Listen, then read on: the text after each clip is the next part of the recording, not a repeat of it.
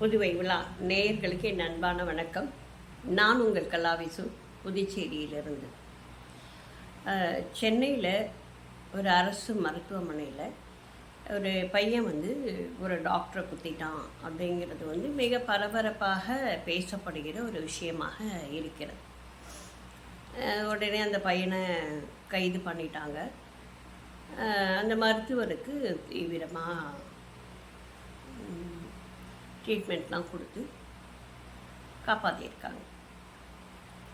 ஆனால் இதுக்கு காரணமான அந்த பெண்மணியை காப்பாற்றுவதற்கோ அல்லது அவங்களுக்கு தொடர் சிகிச்சை கொடுப்பதற்கோ ஒருவரும் முன்வரவில்லை. அப்படிங்கிறது மிகப்பெரிய ஒரு வலியை கொடுக்கின்ற ஒரு விஷயம். ஏற்கனவே அப்பா 6 மாதத்துக்கு முன்பு இறந்துட்டார். வீட்டில் 2 ஆம்பளை பிள்ளைங்க. அம்மாவுக்கும் உடல்நிலை சரியில்லை, இந்த பையனுக்குமே உடல்நிலை சரியில்லாமல் இருக்குது. அன்றாட வயிற்று பிழைப்புக்காக வேலை செஞ்சு அதை வச்சு குடும்பத்தை நடத்துகின்ற ஒரு குடும்பம்.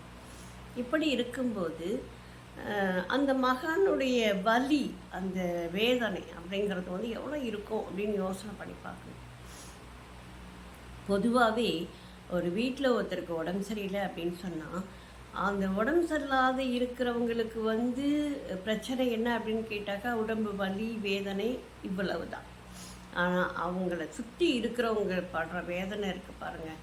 இவங்களுக்கு ஆஸ்பத்திரிக்கு கூட்டிகிட்டு போகணும், அதுக்கப்புறம் இவங்களுக்கு மருந்து மாத்திரைகளுக்கான பணத்தை சம்பாதிக்கணும், ஓடி போய் வேலை செய்ய முடியாது, ஏன்னா இவங்கள பொழுதுக்கும் பார்த்துக்கிட்டு இருக்கணும்.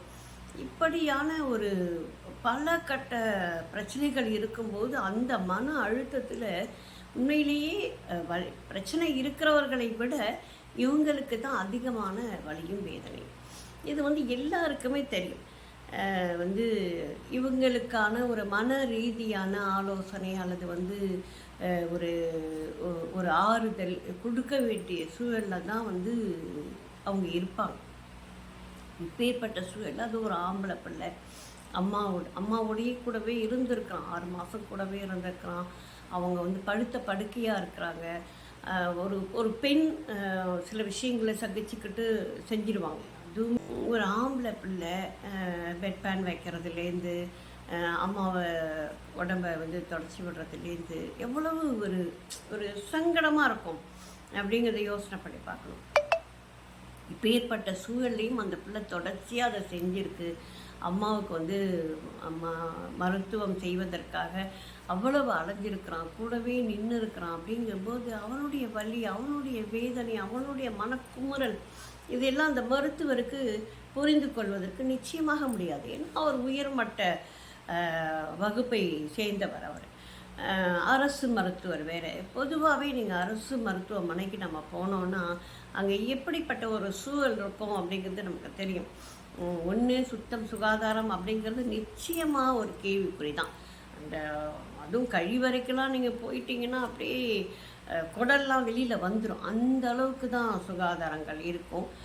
இப்பேற்பட்ட சூழலையெல்லாம் பொறுத்துக்கிட்டு அங்கே மருத்துவம் பார்த்துக்கிற அடிமட்ட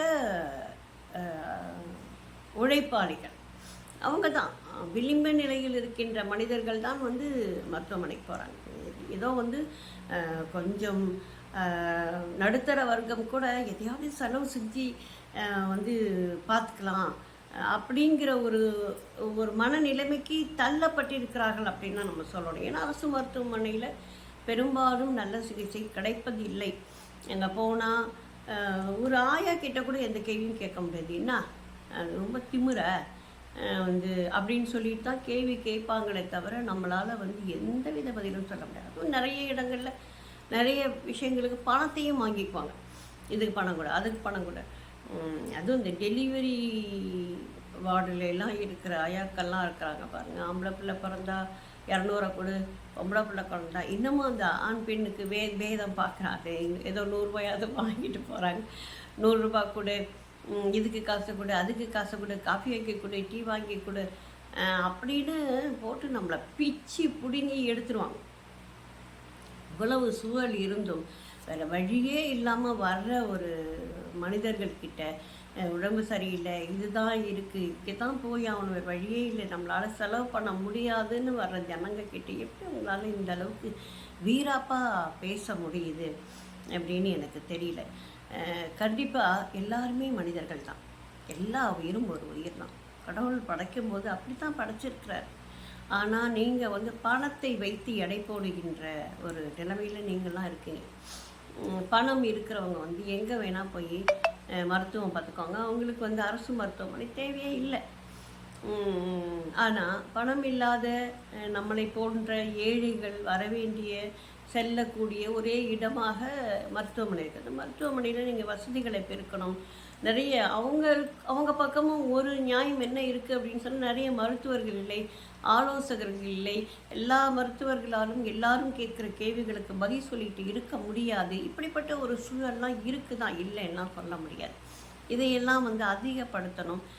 நியாயமான விஷயங்களுக்கு அவங்களுக்கும் சில விஷயங்களை நம்ம செஞ்சு கொடுக்கணும் அப்படிங்கிற ஒரு விஷயத்தெல்லாமும் நம்ம பார்க்கணும்.